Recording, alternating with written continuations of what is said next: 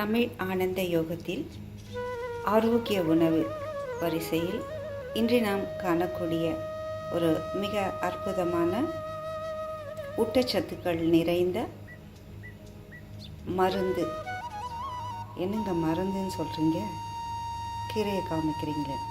ஆமாம், நம்முடைய வீட்டிலேயே இருக்கக்கூடிய ஒரு ஃபார்மசி என்றால் அது முருங்கைக்கீரைக்குத்தான் பொருந்தும். 300 வகைக்கும் மேற்பட்ட நோய்களை தீர்க்கக்கூடிய ஒரு தன்மை, மருத்துவ குணம் இந்த முருங்கைக்கு உண்டு. வேறு எங்கும் வெளிநாடுகளில் கிடைக்காது. நம்முடைய வீட்டு வாசலிலேயே வெகு சுலபமாக வளரக்கூடியது. விதை போட்டும் தொட்டிகளிலும் வளர்க்கலாம். பெரிய கிளைகளில் மரத்திலிருந்து ஒடித்து அதை நட்டு வைத்து மரமாக வளர்க்கலாம். ஒடிக்க அது தழைச்சு கொண்டே இருக்கும். அதுதான் தன்னகத்தே அந்த இயற்கையின் அற்புதம். வளத்தை, அந்த பூமியில் உள்ள இரும்பு சத்து, கனிமச்சத்து, தாது சத்து, விட்டமின் ஏ, விட்டமின் சி, இரும்பு சத்து அனைத்தையும் இந்த பூமிக்கு மேற்பரப்பில் வந்து நமக்கு கொடுக்கக்கூடிய இந்த முருங்கையில் சாம்பார் வச்சுருக்கோம், பொரியல் வச்சுருக்கோம், கூட்டு வச்சுருக்கோம். இது ஒரு துவையல். என்னங்க துவையல்ன்றீங்க? பார்க்கலாம் எப்படி இருக்குன்ட்டு. இதற்கு தேவையான பொருட்கள்: தாளிப்புக்கு சிறிது கடலெண்ணெய் போட்டு அந்த மணம் நல்லாயிருக்கும். சிறிது உப்பு, கருப்பு உளுந்து 1 ஸ்பூனு, வெள்ளை உளுந்து 1 ஸ்பூனு, கடலைப்பருப்பு, தனியா 1 ஸ்பூன் அல்லது 1.5 ஸ்பூன் போடலாம்.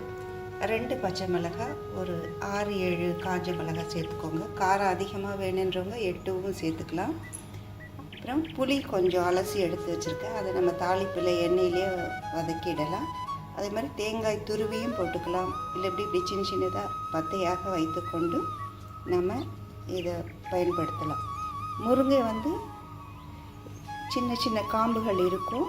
இதையும் நீக்கிட்டு இப்போ வெறும் இலைகள் மட்டும்.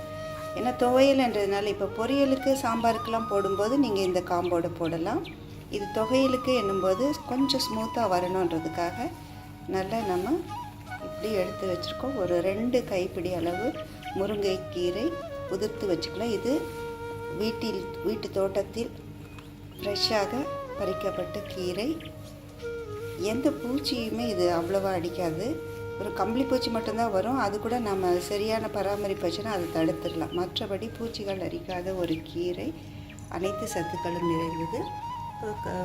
சின்ன வெங்காயம் ஒரு 10, பூண்டு பல் ஒரு 10, எல்லாமே தோல் நீக்கி கழுவி எடுத்து வச்சுருக்கேன். தக்காளி ஒரு 2, இப்படி சின்னதாக நறுக்கிக்கலாம். அப்புறம் கொஞ்சம் புதினா, ஒரு பிடியளவை விட கொஞ்சம் புதினா, அடுத்து கருவேப்பிலை, கொஞ்சம் கொத்தமல்லி. இது எல்லாத்தையும் வச்சு இப்போ நம்ம ஒன்றா தாளிக்க போகிறோம்.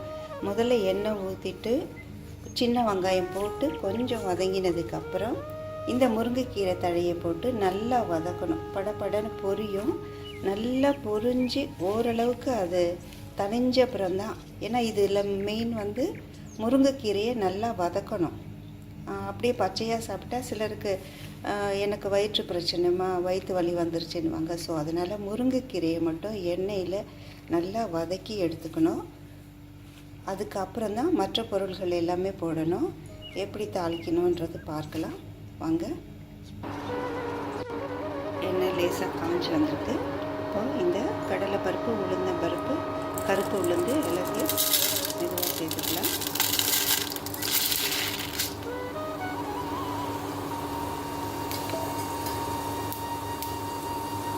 கொஞ்சம் லேசாக பொன்னிறமாக வறுத்து வரட்டும்.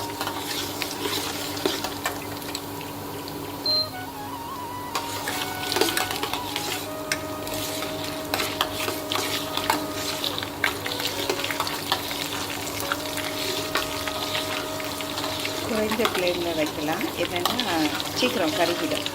எண்ணெயும் இது வைத்து காஞ்சிட்டு இது போடும்போது சீக்கிரம் போட்டுட்டாங்க. அது தன்மைக்கு ஏற்றவாறு லேசாக வறுபட வேண்டும். கொஞ்சம் அந்த பருப்பு இதுவானோடனே தனியா போட்டுக்கலாம்.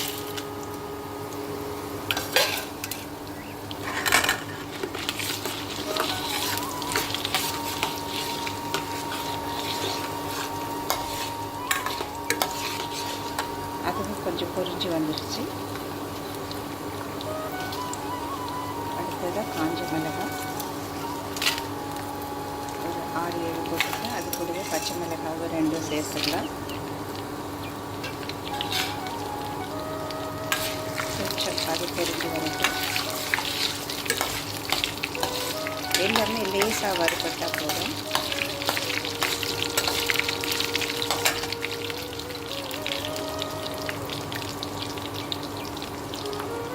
கொஞ்சம் வறுபட்டுட்டு இப்போ புளி சேர்த்து அதையும் நம்ம வறுத்துக்கலாம். எப்போவும் புளி வறுத்து போட்டால் நல்லது. உப்பு கூட நீங்கள் கல் உப்பு எப்போவுமே வறுத்து போடணும் சொல்லுவாங்க. அதனால் கொஞ்சம் கல் உப்பு நான் இப்போ இதோடு சேர்த்துக்கிறேன். உப்பு பத்தலைன்னா நம்ம தொகையிலுக்கு அப்புறமா சேர்த்துக்கலாம். இப்போ கொஞ்சம் கல் உப்பு அதில் ஒரு 1 ஸ்பூன் அளவுக்கு சேர்த்து அதுவும் வறுபட்டால் நல்லா. ஏற்கனவே வறுத்து வச்சது தான். இது லேசாக இந்த எண்ணெயோட சூடோடு கலக்கும். அடுத்ததாக இப்போ தேங்காய் துருவி வச்சுருந்தாலும் நீங்கள் போட்டுக்கலாம். இல்லை சின்ன சின்ன பட்டையாகவும் தேங்காய் போட்டுக்கோங்க.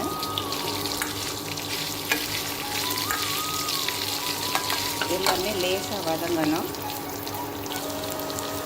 ஒரு 2 நிமிஷம் தேங்காய் பட்டை மிளகாய் புளி உப்பு எல்லாமே வதங்கிடுச்சு. இப்போது முருங்கைக்கீரை அலசி வச்சுக்கணும். முருங்கைக்கீரை போடுவோம். ஒரு 2 கைப்பிடிக்கு மிளகு நல்லா பொரியட்டும். இதுவே முருங்கைக்கீரை வதக்கிறது தான் முக்கியம். எடுத்துக்கலாம். மெயினாக இந்த குச்சி என்னென்னா தொகையலில் நமக்கு சில சமயம் அறுபடலைன்னா அது மாட்டோம். பார்த்து தான் எடுத்தேன். இருந்தாலும் 1-2 வந்துருக்கு. வெறும் இலைகள் மட்டும் நல்ல படப்படம் சோர்ந்து வரும் பாருங்கள். நல்லா வதங்கணும். கீரை நல்லா வதங்கி வந்துட்டு பாருங்கள். இவ்வளோ போட்டோம். இப்போ ஒரு கைப்பிடி அளவுக்கு குறைவாக தான் வந்திருக்கு. இன்னும் நல்லாவே வதங்கணும். அதுக்கப்புறம் இந்த கொத்தமல்லி புதினா கருவேப்பிலை கொஞ்சம் கொஞ்சமாக சேர்த்துக்கலாம். புதினா கருவேப்பிலை அடுத்தது கொத்தமல்லி இந்த தண்டு போட்டுக்கலாம். ரொம்ப நல்லது நமக்கு. அதில் நிறைய சத்து இருக்குது. ஸோ நமக்கு கருவேப்பிலையில் இருக்கக்கூடிய விட்டமின்ஸும் கொத்தமல்லி புதினா எல்லாத்துலேயும் இருக்கக்கூடியது எல்லாற்றிலும் மேலே இப்போ கீரையில் முருங்கைக்கீரையில் இருக்கக்கூடிய சத்துக்கள் எல்லாமே சேர்ந்து நமக்கு இது ஆரோக்கியம் நிறைந்த ஒரு தொகையிலாக இருக்கும். இதை இப்போ நம்ம இது தொகையில் வடித்து சாப்பிட்றோம். இப்போ இதை மதிப்பு கூட்டி பவுடராக, அதாவது ட்ரை பண்ணி பவுடராகவும் யூஸ் பண்ணுறாங்க. நம்ம நாட்டில் மட்டுமில்லை, வெளிநாடுகளில் இப்போ இந்த முருங்கையின் மருத்துவ பலன் தெரிஞ்சு எல்லாருமே அதை வாங்கி உபயோகப்படுத்துகிறாங்க. நம் நாட்டு பிரதமர் மோடி அவர்கள் தன்னுடைய ஏதோ ஒரு உடல் ஆரோக்கியத்திற்காக இந்த முருங்கைக்கீரையை பயன்படுத்தி அது இப்போ எல்லாருமே பயன்படுத்துங்கன்னு அவர் சொன்னதுக்கப்புறம் இப்போ வட இந்தியாவில் சாலடு, பரோட்டா, சப்பாத்தி, இன்னும் அவங்க என்னென்ன பொருள் செய்கிறாங்க, ஈவன் பிரியாணியில் கூட இதை போட்டுக்கிறாங்கன்னு சொன்னாங்க. நாம் சாம்பார் பொரியல் இப்படியே பயன்படுத்துகிறோம். அடை வடை அப்படின்னு. இப்போ வட இந்தியாவிலும் இது ரொம்ப ஃபேமஸாக இருக்குது. எனவே நம்முடைய ஆரோக்கியம் நம் வீட்டு வாசலில் காத்து கிடக்கிறது. எண்ணெய் உபயோகி என்று தினம் தினம் நமக்கு அறிவுறுத்துது. அதனால் நம்ம இந்த ஆரோக்கிய கீரையை, மருத்துவ குணம் நிறைந்த கீரையை வாரத்தில் குறைந்தது 3 நாட்களாவது வேறு வேறு விதமாக சமைத்து நம் உடல் ஆரோக்கியத்தை பெறுவோம். இதனுடைய இன்னும் பல மருத்துவ குணங்கள் என்னன்னு பார்த்துடலாம். இதை நல்லா ஆற வைக்கணும். நல்லா ஆறினதுக்கப்புறம் இப்போ இதில் தக்காளி சேர்த்துக்கணும். தக்காளி ஆப்ஷன் தான். விருப்பப்பட்டவர்கள் இந்த தக்காளியை சேர்த்துக்கலாம். என்னென்னா தக்காளி போட்டால் ஒரு 2 நாள்லேயே உபயோகப்படுத்தணும். நான் இப்போ குறைஞ்ச அளவுக்கு தான் போட்டிருக்கேன். இது ஒரு 2-3 நாள் வச்சு சாப்பிட்லான்ட்டு பசங்க எல்லாருமே ஸ்கூல் போயிருக்காங்க.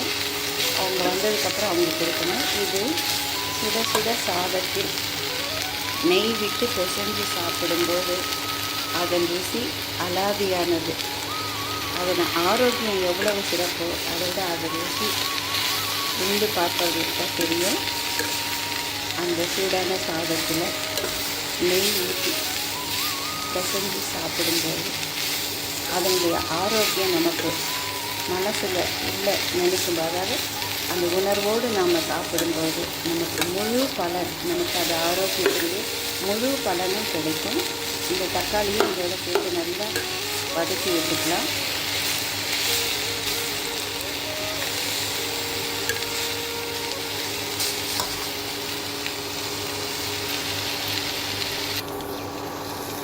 அடுத்தது சின்ன வெங்காயம் பூண்டு சேர்த்துக்கிட்டேன்.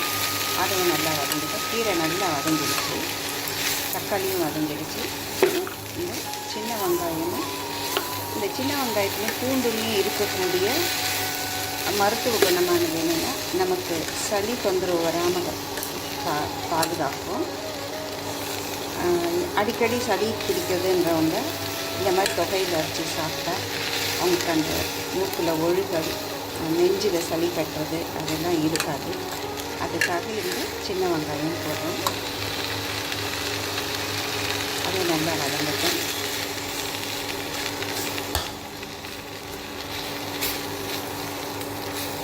எல்லாமே நம்முடைய அடுக்கலையில் இருக்கக்கூடிய ஆரோக்கியம் மிகுந்த நம்முடைய பகுதியிலே கிடைக்கக்கூடிய, இதுக்காக நீங்கள் தனியாக மெனக்கெட்டு எதுவுமே வாங்குவது, தினசரி வாங்கக்கூடிய காய்கறிகளில் இருக்கக்கூடியது, மளிகை பொருட்களில் இருக்கக்கூடிய பொருட்களை வைத்து நாம் இந்த ஆரோக்கியமான தொகைகளை செய்யலாம். நல்லா வதங்கி இருக்கிறாங்க. இந்த வெங்காயமும் பூண்டும் இன்னும் நல்லா வதங்கட்டும். இதை ஆற வச்சு நம்ம மிக்ஸி இருக்கவும் மிக்சியில் போட்டுக்கலாம், இல்லது வீட்டில் அம்மிக்கல் இருக்குன்னா அம்மியிலையும் அரைச்சிக்கலாம். அதனுடைய சுவை ரொம்ப அற்புதமாக இருக்கும். ஆட்டுக்கல்ல ஆட்டுறோம்னா ஆட்டும். இது இந்த முருங்கைக்கீரை இப்போ போட்டிருக்க வெங்காயம் பூண்டு கருவேப்பிலை எல்லாமே இதயத்திற்கு நன்மை தரக்கூடியது, இதய நோய் வராமல் தடுக்கும். அதே மாதிரி ரெட் செல்ஸ், அந்த ரத்த சிவப்பு அணுக்கள் பெருக்கத்திற்கு இது உபயோகம். அதே மாதிரி கிட்னியில் இந்த முருங்கை நீர் பெருக்கக்கூடியது. எல்லாமே வதங்கிடுச்சு. இது ஆஃப் பண்ணிவிட்டு ஆற விடலாம். நீர் பெருக்கி இந்த முருங்கைக்கீரை கிட்னியில் நம்ம சிலருக்கு நீர் சுருக்க சொல்லுவாங்கல்ல, அதையெல்லாம் நீக்கி அந்த சிறுநீர் நல்லா வெளிவரத்துக்கு இந்த முருங்கைக்கீரை உபயோகப்படுது. நிறைய சத்துக்கள் நிறைந்தது. கண்ணுக்கு விட்டமின் ஏ இருக்கவும் சி இருக்கிறதுனால கண்ணுக்கு நல்ல ஆரோக்கியம் கொடுக்கக்கூடியது. கண்களுக்கு நல்ல பொலிவு, முகத்திற்கும் பொலிவு தரக்கூடியது. விட்டமின் சி நோய் எதிர்ப்பு சக்தியை தரக்கூடியது. இப்போ இந்த நம்ம கொரோனா காலத்துலலாம் அந்த வீட்டில் இருந்த முருங்கைக்கீரையை வச்சு தான் எல்லாருமே நிறைய அந்த சூப்பு வச்சு சாப்பிட்டாங்க. ஸோ நம்ம சூப்பு, சாம்பார், பொரியல், கூட்டு, அடுத்தது அடை செய்யலாம், வடை செய்யலாம். இங்கே நம்ம தென் தமிழகத்தில் இப்படி தான் யூஸ் பண்ணுறோம். இப்போ வடநாட்டில் எல்லாருமே சாலடு, அவியல், அதுக்கப்புறம் அவங்க இந்த பரோட்டாவில் போட்டுக்கிறாங்க. இந்த ஆலு பரோட்டா மாதிரி இப்போ முருங்கைக்கீரை பரோட்டா கூட ரொம்ப ஃபேமஸ் ஆகிருக்கு. பிரியாணியில் சேர்த்துக்கிறாங்க. அது மாதிரி சாலடு செஞ்சு சாப்பிட்றாங்க. ஸோ புலாவ் மாதிரி செஞ்சு சாப்பிட்றாங்க. எந்த வகையில் நம்ம இதை பயன்படுத்தலாம். அதே மாதிரி முருங்கைக்கீரையை நிழல் காற்றுல உலர வச்சு பொடியாக்கி அந்த பொடியை நம்ம காய்கறியெல்லாம் செய்வோம் இல்லைங்களா, உருளைக்கிழங்கு, பீன்ஸு, கோஸு அதெல்லாம் செய்யும்போது மேலே தூவி விட்டுட்டோம்னா அதனுடைய அந்த இரும்பு சத்து நமக்கு கிடைக்கும். ஸோ இதை நல்லா ஆறினதுக்கப்புறம் மிக்சியில் போட்டு ஒரு 80% கொரகரப்பு, ரொம்ப நைஸாக இல்லாமல் ஒரு 80% கொரகரப்பாக அரைச்சி அதை சூடான சாதத்தில் நெய் விட்டு சாப்பிட்டு பார்க்கலாம். எப்படி இருக்குன்றது சொல்கிறேன் உங்களுக்கு. ஆறட்டும் கொஞ்சம். இப்போ நம்ம வதக்கி வச்சுருந்த எல்லா பொருட்களையும் போட்டு இந்த பெரிய ஜாரில் முதல்ல இப்படி கொரன்னு அரைச்சிக்கிட்டேன். இது வந்து இன்னுமே நமக்கு ஸ்மூத்தாக வரணுன்றதுக்காக சின்ன ஜாரில் போட்டிருக்கேன். சின்ன ஜாரில் போட்டு இப்போது ஒரு 80% எடுத்துருக்கு. இதை நம்ம தாளிப்புக்கு வச்சுக்கலாம். தாளிக்கணும் அவசியமும் இல்லை, பட் போட்டு தாளிப்பு போட்டு வச்சுருந்தோம்னா இன்னும் ஒரு 2 நாளைக்கு தாங்கும். இது இப்போ வந்து நம்ம அதிக அளவில் செஞ்சுருக்கிறதுனால இது இவ்வளோ. கொஞ்சமாக செய்யணுன்னும் போது நீங்கள் எல்லாமே ஒரு 5 சின்ன வெங்காயம், 3 காஞ்ச மிளகாய் அப்படின்னு குறைஞ்ச ஒரு 2 பேருக்கு செய்யக்கூடிய அளவுக்கு போடலாம். முருங்கைக்கீரை ஒரு 2 இனுக்கு அப்படி போடலாம். கருவேப்பிலையும் 1 இனுக்கு அப்படின்னு குறைஞ்ச அளவில் செய்யும்போது கம்மியாக வரும். இப்போ இது வந்து ஒரு 10 பேர் சாப்பிடக்கூடிய அளவுக்கு நான் செஞ்சுருக்கேன். இப்போ வானொலி வச்சுட்டு தாளிப்புக்கு தயாராகலாம். கம்மி சிம்மில் வச்சுட்டு நம்ம கொஞ்சம் ஒரு ஸ்பூன் அளவுக்கு எண்ணெய் விட்டால் போகிறோம். இது ஜஸ்ட் இந்த தொகையில் நல்லா ஒரு 2-3 நாள் வச்சு யூஸ் செய்கிறதுக்காக தான். நிறைய நபர்கள் இருந்தால் நம்ம ஒரே நாளில் காலி ஆகிடும். ஏன்னா அவ்வளவு சுவையாக இருக்குது. கொஞ்சம் எண்ணெய் காயட்டும். எண்ணெய் நல்லா லேசாக காஞ்சிருக்கு. 1/2 ஸ்பூன் கடுகு போட்டுக்கலாம். இந்த தொகையிலையும் அதிலேயே போட்டு பரட்டி எடுத்துக்கலாம். கடுகு நல்லா பொரிஞ்சு வரட்டும். அதுக்கப்புறம் நம்ம இந்த தொகையில் போட்டு இதில் கொஞ்சம் திருப்பி எடுத்துக்கலாம். கடுகு பொரிஞ்சதுமே நம்ம ஸ்டவ் ஆஃப் பண்ணிடலாம். அந்த மிதமான சூட்டுலேயே இதை திருப்பி எடுத்துட்டோம்னா அந்த கடாயில் இருக்கக்கூடிய சூடுலேயே இந்த தொகையில் இன்னும் நல்லா ஃபெர்மெண்ட் ஆகும்.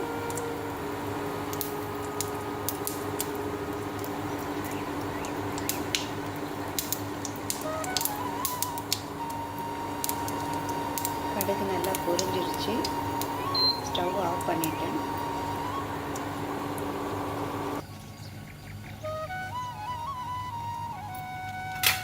இந்த தொகையில் போட்டுக்கலாம்.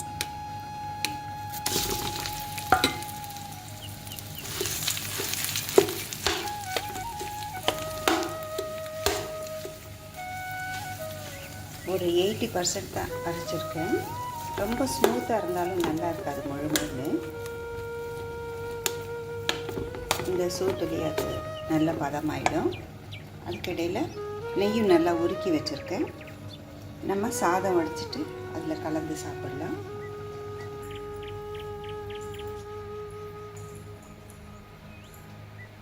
ஆவி பறக்க பறக்க சூடான சாதத்தில் முருங்கைக்கீரை தொகையில் வைத்து நாம் சாப்பிடணும். இதில் கொஞ்சம் உருக்கி விட்ட நெய் போட்டுக்கலாம்.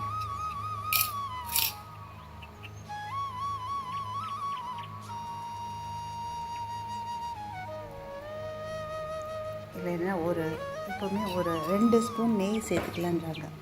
சுகர் பேஷண்ட்டும் கூட நெய் அதிகமாக சேர்த்துக்கணும் ஒரு 50 வயதுக்கு மேலே அப்படின்னு மருத்துவர்களுடைய குறிப்பு சொல்லுது.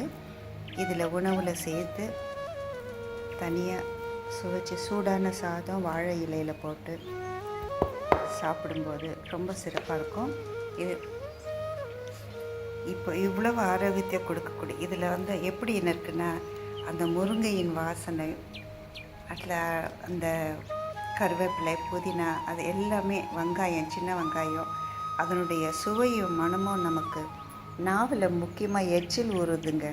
இது உமிழ்நீர் சுரக்கும்போது அந்த ஜீரணத்துக்கான ஒரு தயாரிப்பு முதலே நடைபெறுது. ஸோ இந்த ஆரோக்கியத்தையோடு சேர்த்து அந்த உமிழ்நீரோடு சேர்த்து உணவு சுவைத்து சுவைத்து சுவைத்து நன்றாக மென்று கூழாக்கி உண்ணும்போது அது தரக்கூடிய பலன்கள் ஏராளம். இதில் வந்து இன்சுலின் சுரப்புக்கான நிறைய சத்துக்கள் இதில் இருக்குது.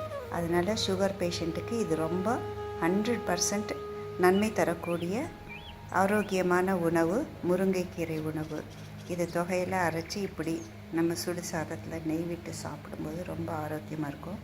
அதே மாதிரி இது இட்லிக்கும் தொட்டு சாப்பிட்டுக்கலாம், தோசைக்கும் தொட்டு சாப்பிட்டுக்கலாம். தனியாகவும் நீங்கள் தொகையிலாவே சிலர் எனக்கு சாதத்துலேயும் வேணால் பிசைய வேண்டாம் அப்படியே வெறுமனே சாப்பிட்றேன்னுவாங்க. ஸோ அவங்களுக்கும் இது ஆரோக்கியம். ஸோ இது முருங்கைக்கீரை பல்வேறு மருத்துவ குணங்களை கொண்டு நோய்களை விரட்டி எடுக்கக்கூடியது. சிறுநீர் பெருக்கி சுகர் வராமல் தடுக்கும், வந்ததையும் நீக்கும். எனவே ஆரோக்கியம் தரக்கூடிய இந்த முருங்கையின் பயன்களை அறிந்து நாம் வாரத்தில் 3 முறையாவது இந்த முருங்கையை பயன்படுத்தி ஆரோக்கியம் பெறுவோம். ஆனந்த வாழ்வை வாழ்வோம். மகிழ்ச்சியாய் இருப்போம். நிறைவாய் வாழ்வோம். அனைவருக்கும் நன்றி.